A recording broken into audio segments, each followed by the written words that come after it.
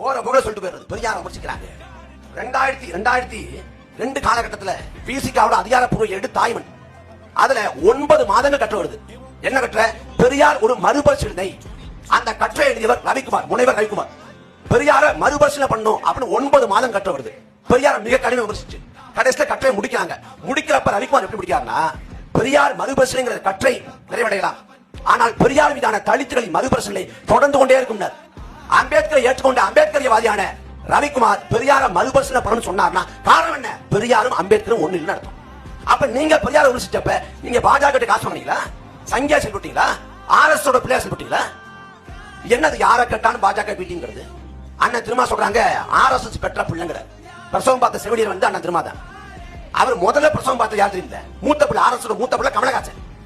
அந்த பிள்ளை வளர்ந்து அறிவாளர் தமிழ் இருக்குது. அந்த கமலஹாசன் அண்ணன் திருமா ஒன்னா இருக்காங்களே, அவரை பிடிஎம்னா இதே அண்ணன் வணியர் சொன்னாரு.